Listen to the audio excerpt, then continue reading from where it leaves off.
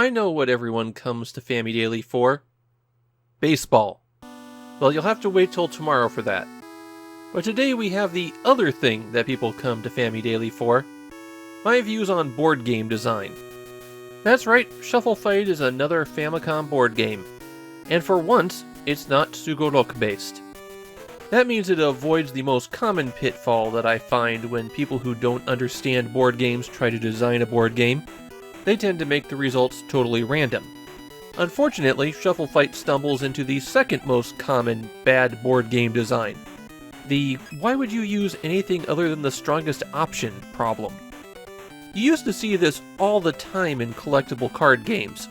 Large portions of the cards you'd get in packs were strictly and obviously worse than other cards.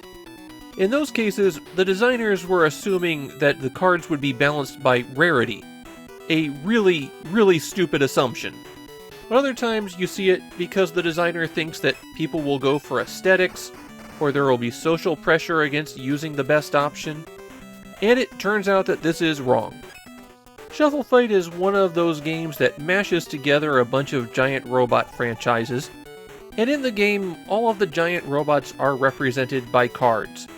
There's two different game modes here, a campaign mode where you play through a series of missions, and a war mode which is really intended for multiplayer.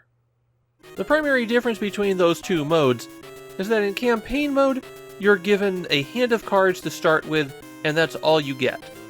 In war mode, you can draw more cards. Your goal in either mode is to wipe out the opposing factions. You start with a base somewhere, and you have a certain number of resource points per turn. To take any action, you have to hit select and bring up this really ugly, barren menu, and then you choose from cards, warriors, end turn, or data, and of course data is where you go when you want to save your game. Under the cards menu, you can view your cards or choose to draw them. There are 4 types of cards you should be aware of. Robots are the cards that you use in battle, and in battle they can also have an item card with them. There are also cards that you can use from the cards menu, and finally there's some cards that when you turn them up have an immediate effect. Usually that will mean ending your turn immediately. Soldier is how you summon a new unit which has to be built at your base. And you're not building robots here, you're building pawns. If you already have a pawn built, then you can move it for 1 resource point. Pawns can move a maximum of 1 space per turn. Now you might note at the beginning of the game that everything is really far away from your pawns. That's because they want this game to progress as slowly as possible. It took me half an hour to play through the first scenario, which essentially consisted of a straight line. I don't even want to imagine how long later scenarios would take. When 2 pawns come together, it's time to duel. First, you get this list of what robot cards you have. The selection is automatically moving down, and you just hit A to choose which card you'll play. This is to help keep the selection secret, since you don't want somebody to make a counter pick.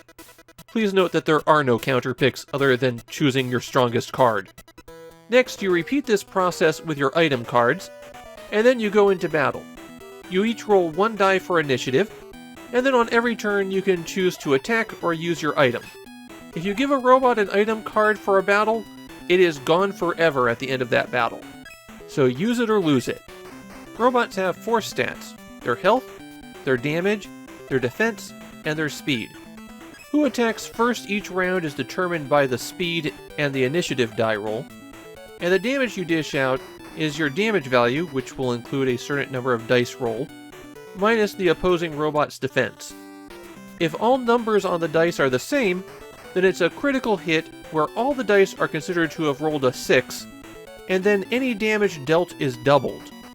Now the math savvy among you may have already realized a problem here.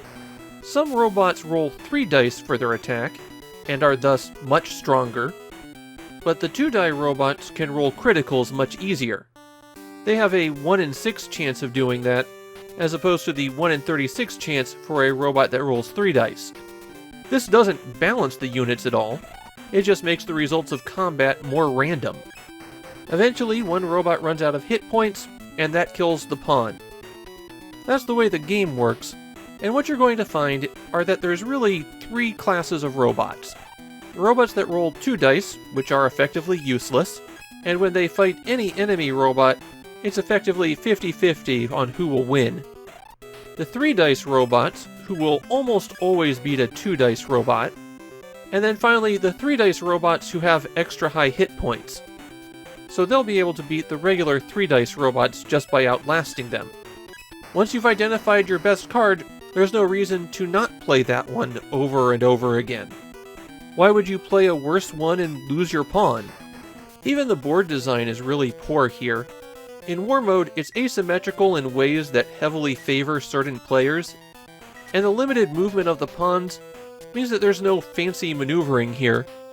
You don't even have to defend your home base, since you could always build a new pawn when someone approaches. Japanese players don't seem to be quite as harsh on this game as I am, though all of the positive comments I could find were from people who were just happy to see their favorite robots in a game. Nobody complimented the actual gameplay. Shuffle Fight is a game that made me ask repeatedly, why would you ever design it this way? This is just a fountain of bad game design concepts, and definitely not worth playing, even if you like the giant robots.